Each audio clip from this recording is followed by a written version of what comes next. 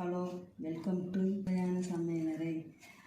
நம்ம இந்த மாதிரி சக்கரவள்ளி கிழங்கு எடுத்துக்கலாம். ஏன் குழந்தைகளுக்கு இந்த சக்கரவள்ளி கிழங்கு தரணும்னா, அதில் விட்டமின் ஏ, சி, இரும்புச்சத்து, நார்ச்சத்து, பொட்டாசியம் இதெல்லாம் இருக்குது. ஈவினிங் ஸ்நாக்ஸ் செய்கிறதுக்கு நம்ம சக்கரவள்ளி கிழங்கை நல்லா கழுவிட்டு, அந்த சக்கரவள்ளி கிழங்கை தோல் சீவிட்டு, அதை இந்த மாதிரி ஸ்லைஸாக சீவி வச்சுக்கணும்.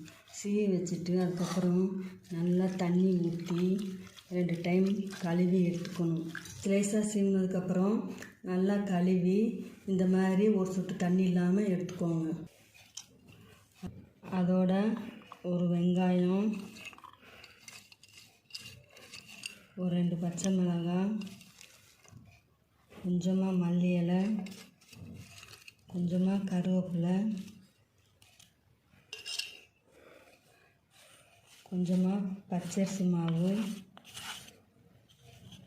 கொஞ்சமாக கடலை மாவு, கொஞ்சமாக பெருங்காயத்தூள் போட்டுக்கோங்க.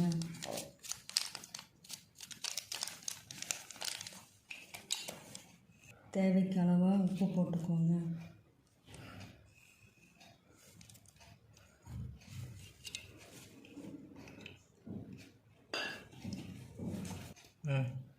கொஞ்சமாக மிளகாத்தூள் போட்டுக்கோங்க.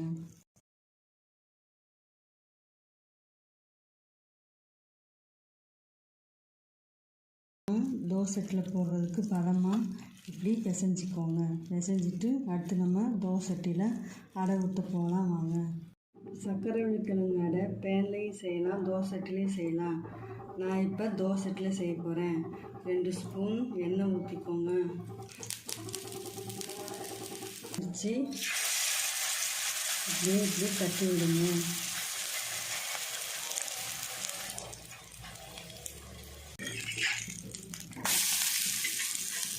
திருப்பி போட்டுக்கோங்க. திருப்பி போட்டதுக்கப்புறம் நமக்கு அடை தோசை பொன்முருவல் ஆயிடுச்சு. நம்ம இப்போ எடுத்துடலாம். சக்கரவள்ளி கிழங்கு அடை தோசை இப்போ ரெடி ஆயிடுச்சு. ஈவினிங் ஸ்நாக்ஸாகவும் சாப்பிட்டுக்கலாம், நைட் டிஃபனாகவும் சாப்பிட்டுக்கலாம். வாங்க இப்போ நம்ம சாப்பிட்டு பார்க்கலாம். நீங்களும் உங்கள் குழந்தைங்களுக்கு இப்படி செஞ்சு கொடுங்க, அவங்க சாப்பிடுவாங்க. கொஞ்சமாக சட்னி செஞ்சு வச்சு கொடுத்தீங்கன்னா உங்கள் குழந்தைங்க சூப்பராக சாப்பிடுவாங்க.